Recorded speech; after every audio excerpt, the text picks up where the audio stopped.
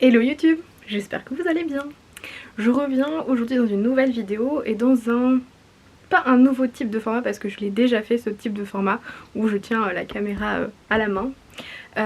J'ai envie de refaire des vlogs de couture comme je faisais au tout début, donc celles qui me connaissent depuis le début, c'est ce que je faisais, je filmais ma journée, enfin presque ma journée en entier, et je vous montrais tout ce que je faisais dans la couture. C'était beaucoup moins posé, beaucoup moins technique, etc.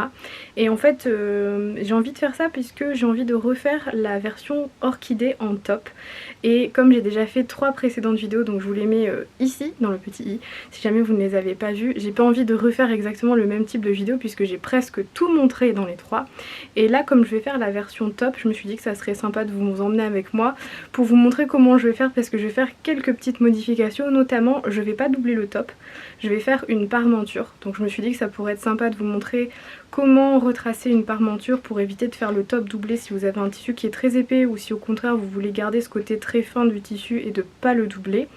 Et dans la première vidéo j'avais utilisé une bride déjà toute faite, et du coup là je vais la faire moi-même avec la méthode du livret. Donc je me suis dit que ça pourrait peut-être vous intéresser, cet ancien format que moi j'aimais beaucoup tourner, donc voilà.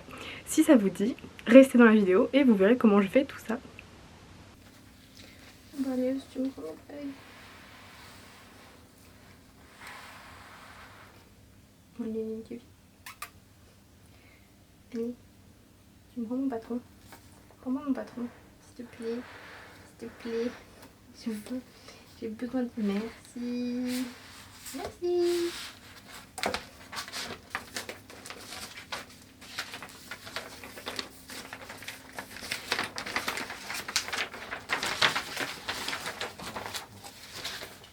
Bon bah ça commence bien, j'ai déjà perdu les ceintures.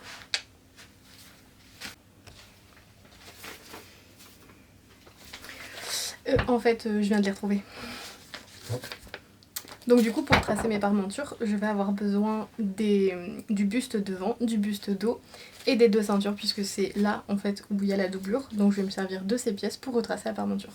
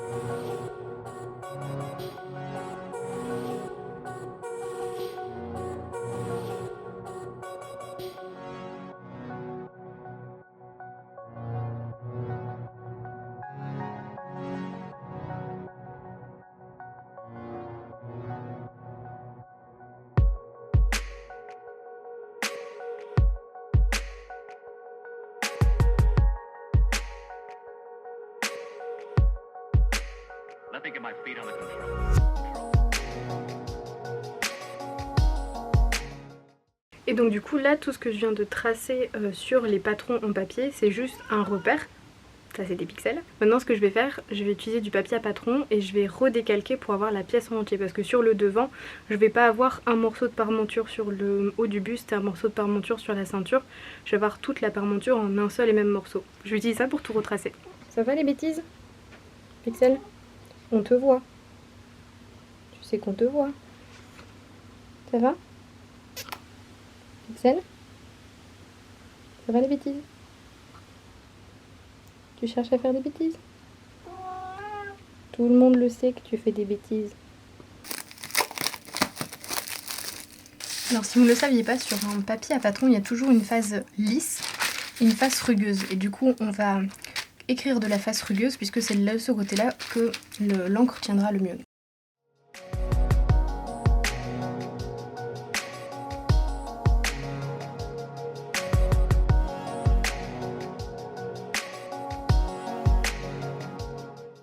Alors vous voyez, j'ai commencé à tracer la parementure devant, donc j'ai retracé ce qu'on voyait par transparence. Et là, j'ai le bas de ma pièce, mais j'ai tracé à 1,5 cm du bord, puisque c'est là qu'il y aura ma marge de couture. Et donc du coup, par transparence, en dessous, je vais pouvoir placer la pièce de ceinture. Et je vais positionner cette ligne-ci sur celle-là, et je vais continuer de tracer ma parementure devant.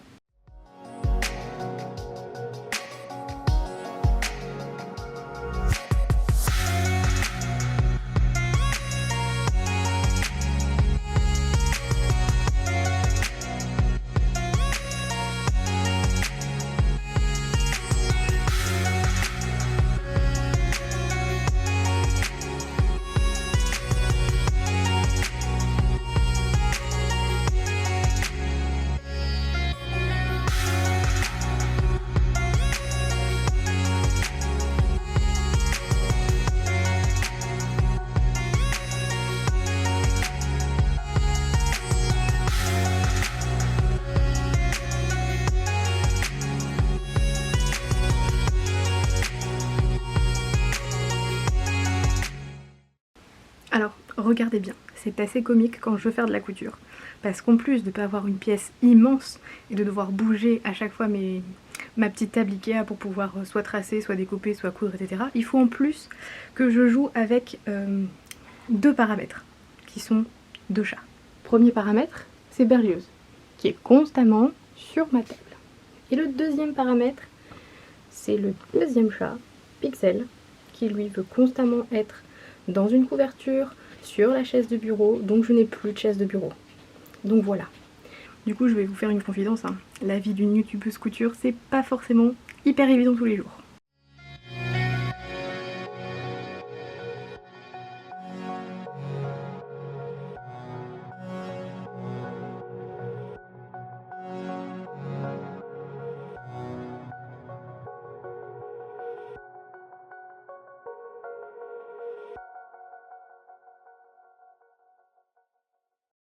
Donc ces pièces-là, il faudrait que je les coupe dans mon tissu, mais aussi dans du thermocollant. Comme ça, je pourrais avoir un devant qui sera très propre, net, et on ne verra pas l'envers de la bride. Alors je crois que j'ai oublié de vous montrer le tissu que j'allais utiliser pour faire mon top orchidée. Je vais utiliser cette jolie viscose avec des marguerites. Je la trouve magnifique et je me dis qu'en petit top ça sera super, surtout que j'ai pas un énorme métrage. Je dois avoir... Ah si quand même, j'ai 1,50 m, donc j'ai 1,50 m de cette viscose avec des petites marguerites. Du coup je vais faire ça. C'est une viscose qui est pas transparente du tout, bien qu'elle soit noire. Mais vous ne me voyez pas derrière, donc elle n'est pas du tout transparente. Donc je pourrais la porter en top. Ah oui, une chose que j'ai dit aussi, c'est que je vais faire les volants prévus plus longs, puisque je suis pas très à l'aise avec le ultra court. J'aime beaucoup le top, mais juste les volants, je vais les faire 2 fois plus longs prévus pour que ça soit plus un top d'une longueur qui me convient, plutôt qu'une longueur crop top comme c'est prévu à la base. Donc voilà sur quoi on va partir, et maintenant je vais vous laisser avec une petite pause musicale pendant que je coupe tout ça.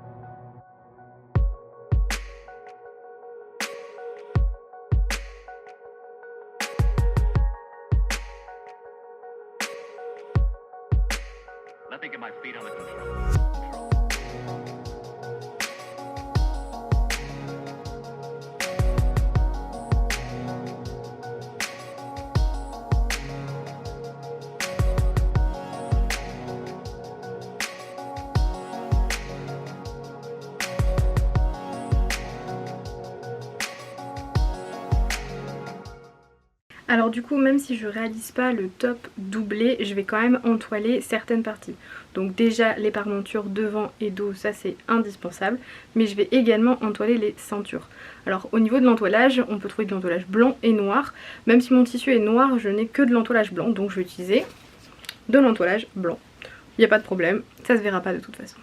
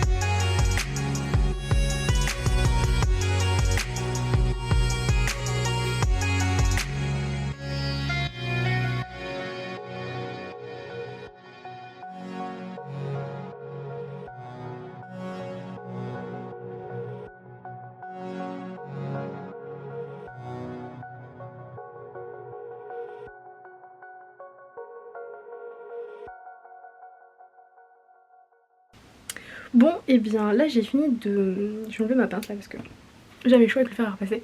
Donc j'ai fini de couper toutes les pièces, j'ai fini d'entoiler toutes les pièces. Et sur mon horloge qui n'affiche plus l'heure mais qui affiche constamment 3h30, en fait il est un peu plus de 19h. Donc je vais m'arrêter là pour aujourd'hui et moi je vais vous reprendre d'ici quelques jours pour continuer mon top orchidée. Hello, je vous retrouve, on est quelques jours plus tard, on est exactement mercredi au midi. Je suis en télétravail et là je suis sur ma pause déjeuner, donc du coup je vais en profiter pour surjeter toutes mes pièces. Pixel, s'il te plaît. Donc je vais en profiter pour surjeter toutes mes pièces, comme ça ce soir si je rentre pas trop tard et que j'ai du temps, eh bien je pourrai commencer la couture. Ça va Pixel? On t'embête pas trop là? Qu'est-ce que tu fais comme bêtise?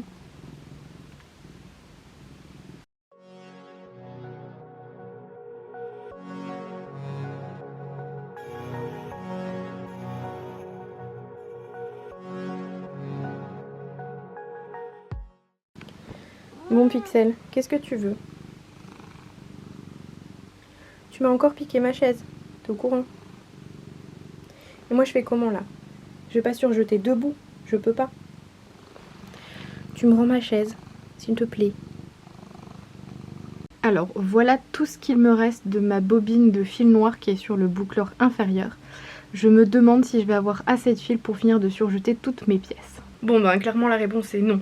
Il va falloir que je change de bobine. Mais c'est pas grave parce que dans mon tiroir, j'ai un stock de bobines. Enfin j'ai un stock de cônes. Faut que je trouve le nouveau noir. Et voilà, ça fera l'affaire. Bon, et apparemment toi t'es toujours pas décidé à ce que je garde ma chaise, non? Ok. Tu sais que c'est ma chaise, Pixel. Et que j'étais là avant toi.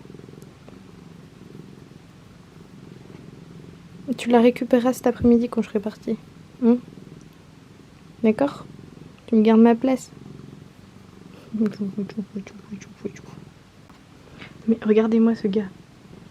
En fait, il essaye de me virer. Pixel. Et il y en a plein des endroits où tu peux dormir dans la maison. Il y a plein de paniers. Faut pas croire qu'il est malheureux, hein.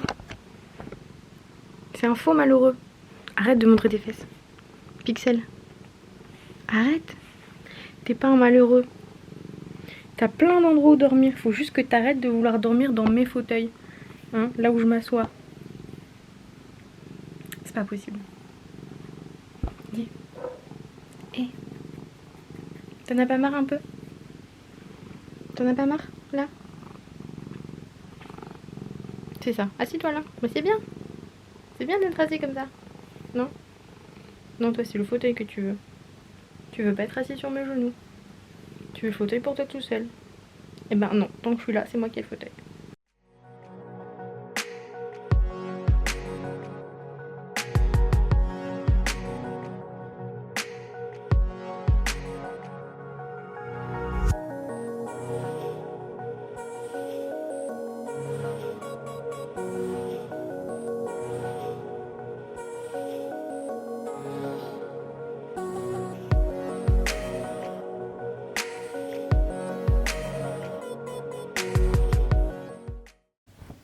Et voilà, ça c'est Pixel. À peine levé, il faut qu'il me repique ma place. Ça va, t'es bien là? Fais la toilette? Oui. Oui. Bon, comme d'hab. Tiens, sur toi, là, petite cabane. C'est bien comme ça? Oui.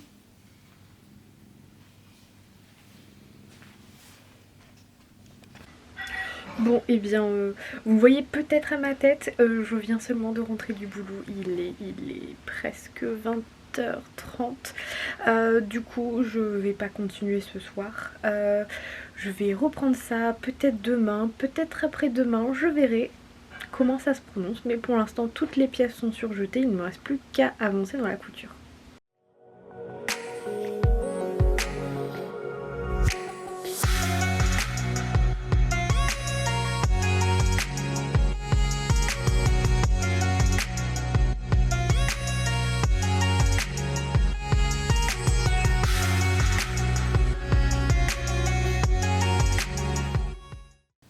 Alors du coup, je vous montre l'idée. L'idée, c'est de surjeter en fait tout le bord de la parmenture qui sera du coup non cousu, visible. Donc je vous montre l'envers parce que ça se voit mieux étant donné que comme c'est sur du noir, on voit pas très bien. Du coup, normalement j'ai fini avec la surjeteuse pour maintenant. D'ailleurs, pour la suite, il va falloir que je commence à faire toutes les fronces qu'il y a au niveau des épaules, au niveau de la ceinture, les pinces, etc. Et tout ça, je vous l'ai déjà montré dans d'autres vidéos que je vous remets dans le petit jus. Donc je vais vous mettre quelques extraits et une super piste musicale.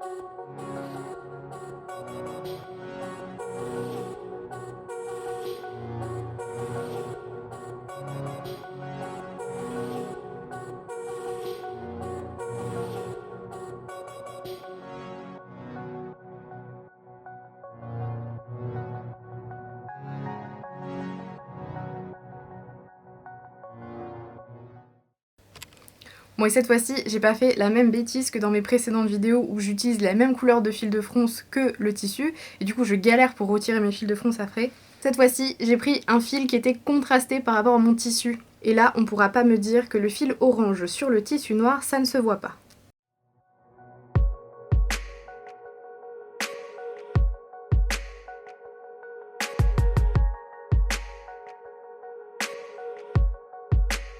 Let me get my feet on the control.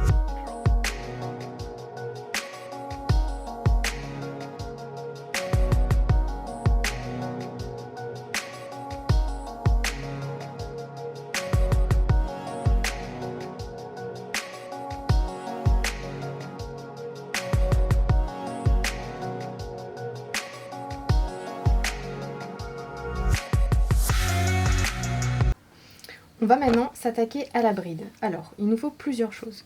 Tout d'abord, il nous faut un petit cordon. Bon, ça, c'est Pixel qui vient de se casser la gueule. Donc il nous faut un cordon. Alors moi, j'avais pas de cordon style queue de rat dans ma mercerie, donc j'ai pris un petit cordon qui est élastique, mais ça ne changera rien. Il nous faut également le gabarit du cordon. Il nous faut cette pièce-là en papier qui représente la bride, et la bride qui est coupée déjà, entoilée, surjetée, et que j'ai déjà repassé en deux. Et j'ai marqué le pli au fer. Donc ce qu'on va faire, c'est prendre la bride en tissu, on va prendre le papier, le plier en deux, de manière à avoir les marques vers nous. Et on va reproduire en fait les petites marques, donc les petits traits.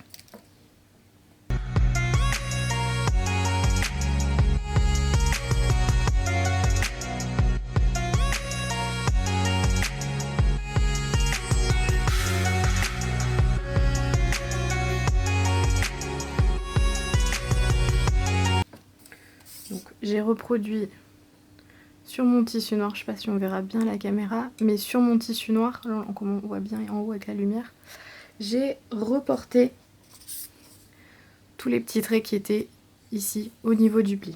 Donc j'ai reporté ces petits traits ici. Je vais laisser ça en attendant sur le côté.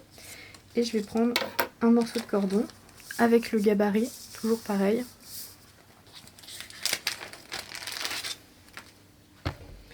Et donc je vais prendre un morceau de cordon de la longueur du gabarit.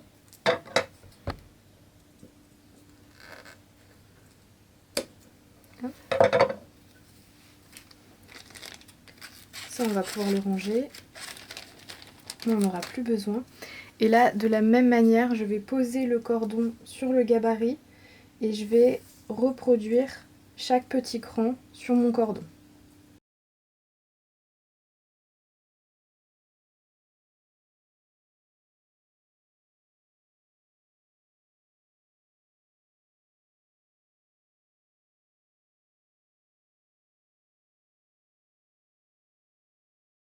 Ça sert à rien que je vous montre de plus près, vous verrez vraiment pas grand chose à la caméra, mais j'ai reproduit chaque petite marque sur mon cordon. Alors maintenant qu'on a tracé nos repères sur le cordon et également sur la bride, il va falloir faire des petits zigzags pour former les boutonnières, donc grossièrement quelque chose comme ça. Mais pour que ce soit cohérent et qu'on puisse utiliser les boutons, on va venir faire correspondre les petites marques qu'on a dessinées sur notre cordon avec les petites marques qu'on a reportées sur la bride. Donc là c'est un travail de patience, il faut juste bien faire correspondre et bien repérer ces marques parce que c'est pas forcément hyper facile de tracer sur un cordon qui est rond. Mais dans l'idée, on va obtenir quelque chose comme ça. Alors dans l'idée, pour maintenir tout ça en place le temps de coudre, en fait j'utilise des petits morceaux de scotch. Donc à chaque fois que je fais une boucle, je la maintiens temporairement avec un petit morceau de scotch, le temps de faire la boucle suivante. Ensuite je repose un autre morceau de scotch et je fais comme ça jusqu'à la fin.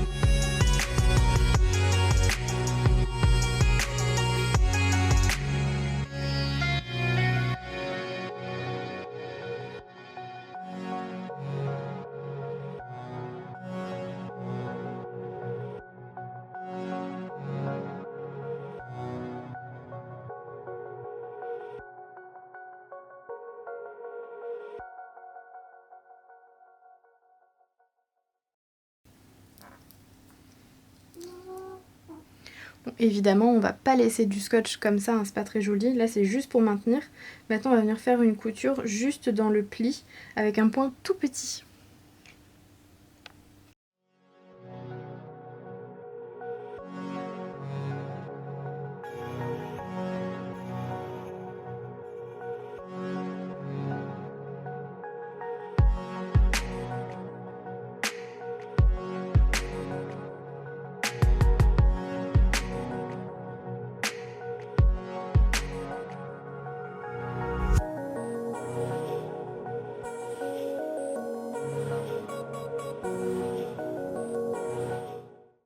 Et maintenant on a notre jolie bride à boutons qu'on a fait nous-mêmes. Avec du coup 1, 2, 3, 4, 5, 6, 7 brides pour accueillir 7 boutons.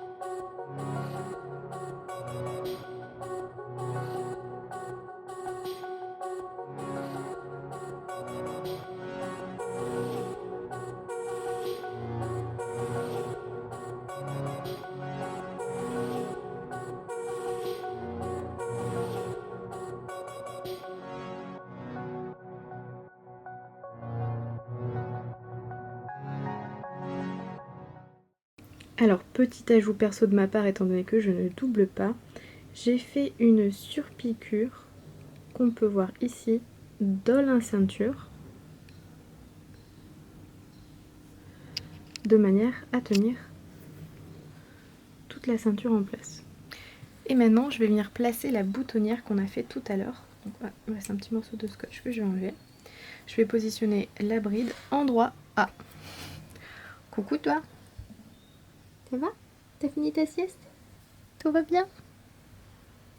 Allez, va te coucher plus loin.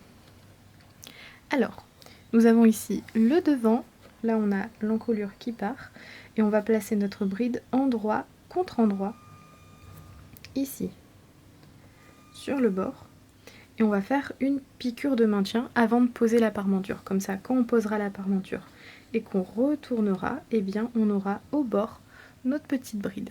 Le montage est identique à mes précédentes vidéos, du coup je vous laisse aller le voir en cliquant dans le petit tout en haut.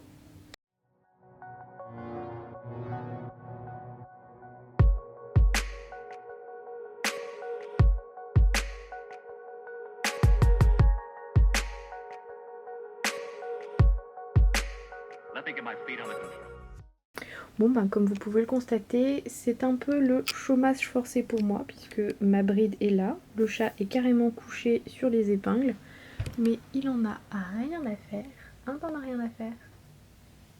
Lui ce qu'il veut, c'est des câlins.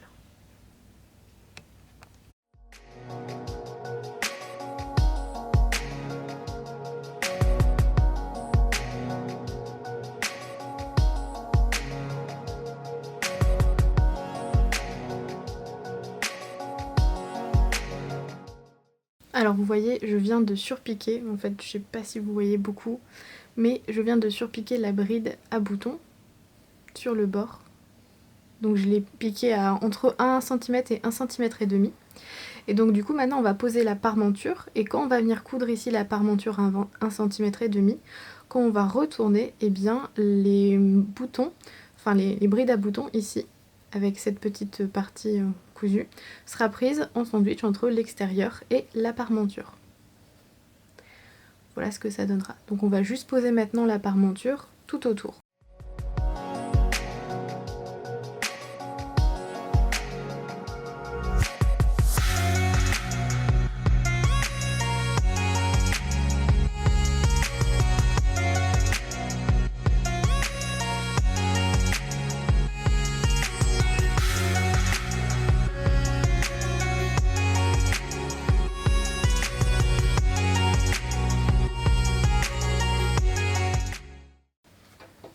Vous remarquerez que j'ai un chat qui en a strictement rien à foutre. Mais rien du tout.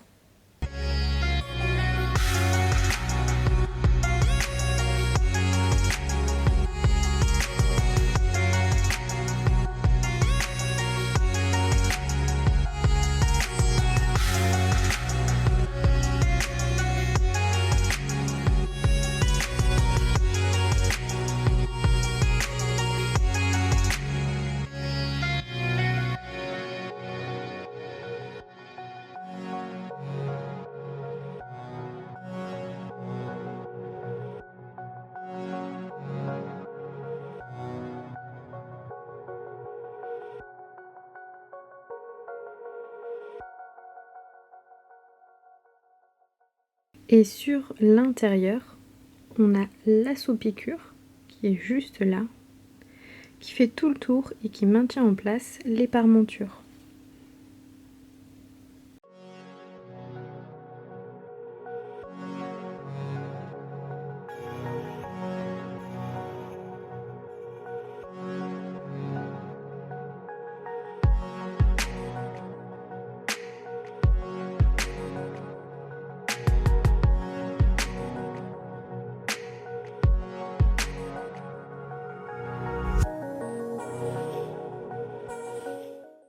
Alors je suis en train d'essayer de poser mon volant en bas, donc le volant qui est en bas sous les ceintures, je suis en train d'essayer de le poser, et en fait je me rends compte que normalement le volant je devais le plier en deux, Mais moi je voulais pas parce qu'il était trop court, enfin c'est vraiment en mode crop top quand on fait en version blouse et je suis pas très fan, donc je voulais juste ne pas replier mon volant en fait.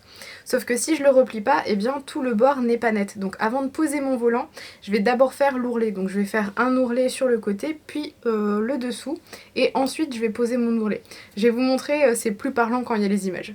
Alors vous voyez là j'ai le devant, donc c'est le devant avec les boutons ici, le bas des ceintures. Et en principe, le volant, il faut le plier en deux, endroit contre endroit, faire tout le tour, le retourner, et donc on a quelque chose qui est fini au niveau des bords, qui est comme ça. Donc, qui est très fini, les bords ne sont plus bruts. Et en fait, on vient froncer le haut, qu'on vient poser, endroit contre endroit, on rebascule vers le bas, et du coup, le bord est déjà propre. Mais c'est une version qui est trop courte pour moi, donc ce que je voulais faire, c'était ne pas replier le volant. Sauf que si je ne replie pas le volant, et bien tout le bord ici est laissé brut. J'ai mon surjet qui est apparent et c'est pas joli. Donc ce que je vais faire, je vais d'abord faire un ourlet. Donc je vais retirer les fils de front sur 2 cm environ pour pas être gênée. Et je vais juste faire un pli comme ceci. Je vais le marquer au fer. Je vais faire la même chose en bas. Et j'aurai comme ça un joli petit volant qui sera terminé. Voilà, ça m'apprendra à vouloir aller trop vite.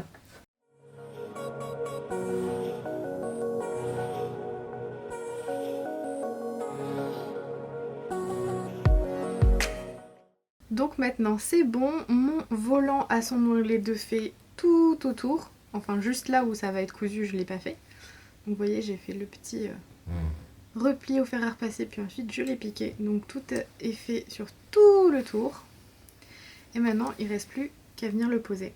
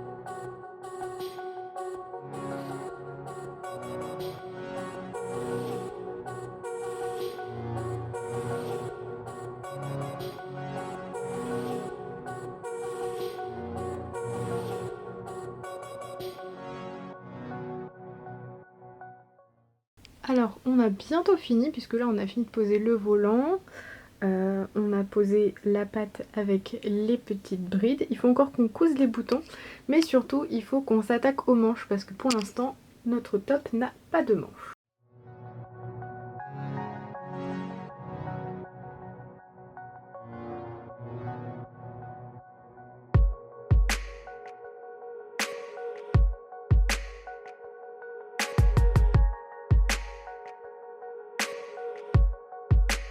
Let me get my feet on the control.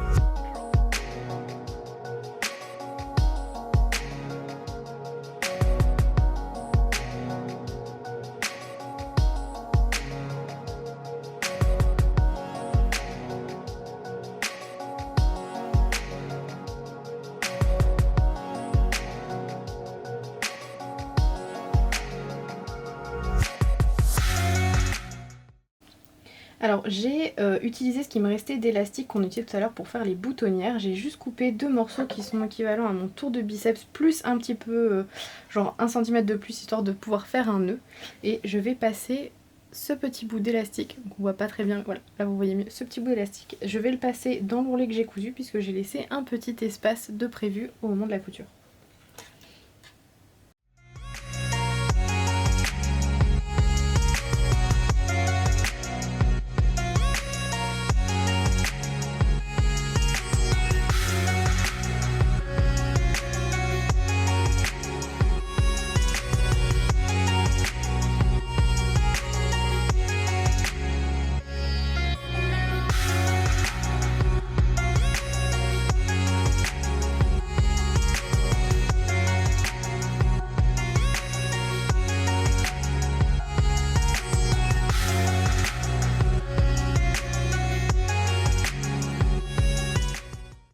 Et on a donc un bas de manche qui est froncé, élastiqué. On a donc un bas de manche qui devient élastiqué. Donc n'hésitez pas à bien tirer pour répartir l'élastique. Et voilà, une petite manche élastiquée en bas.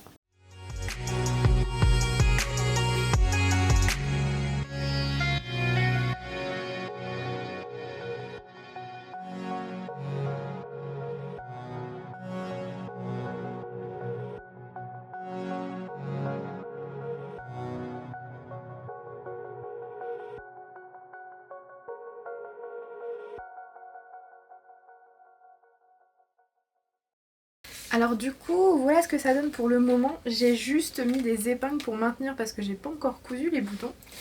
Mais voilà ce que ça donne. Vous voyez, j'ai rallongé le volant. Du coup avec un jean ça passe, mais si j'avais suivi les explications, le volant était 2 fois plus petit. Du coup ça commence à faire vraiment très court. Je suis pas vraiment à l'aise. Mais là du coup avec cette longueur de volant, je trouve ça vraiment sympa. Les petites manches avec l'élastique dans le bas qui fait pas du tout mal. Il ne me reste plus qu'à poser maintenant les boutons au niveau du décolleté et de faire en sorte que ça tombe tout ça en face. Voilà, mais d'abord il faut que je trouve les boutons. Quels boutons je vais mettre? Tu vas m'aider à chercher les boutons? Tu vas m'aider? Super. Et bien du coup, on va chercher les boutons.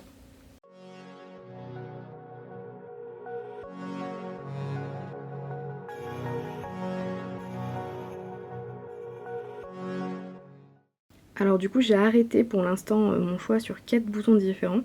Donc les petits cœurs métalliques, les noirs avec le tour doré, les boutons à queue avec le petit strass au milieu et je trouve que ça ressemble à des marguerites. Et enfin le dernier qui est juste une sorte de petite nacre avec un tour doré. Enfin, dites-moi dans les commentaires, vous, à cette étape de la vidéo, quel bouton est-ce que vous auriez posé? Est-ce que vous auriez posé les petits cœurs, les noirs avec le tour doré, le bouton à queue avec le strass au milieu ou le 4e bouton à queue?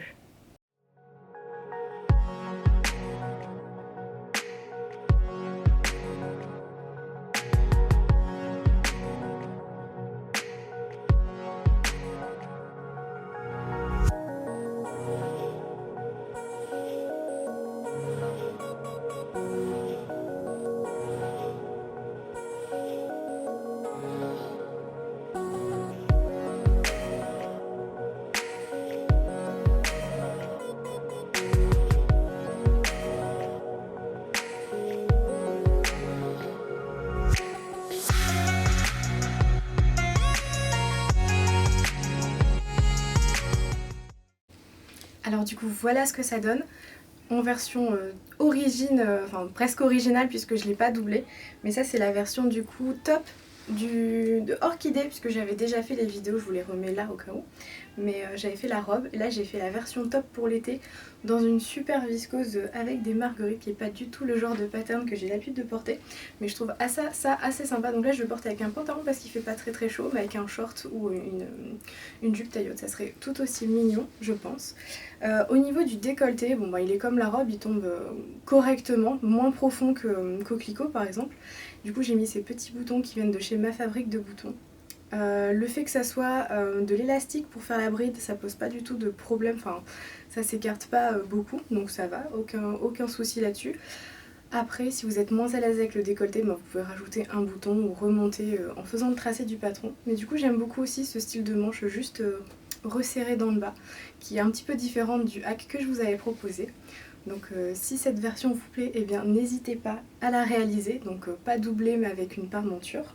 Alors surtout si la vidéo vous a plu, n'hésitez pas à vous abonner, à laisser des petits pouces en l'air et à activer la cloche des notifications, comme ça vous recevrez les notifications lors des prochaines vidéos. Du coup, moi je vous dis à très bientôt, j'ai une petite idée du thème de la prochaine vidéo, mais je ne vous en dis pas plus. Bye bye!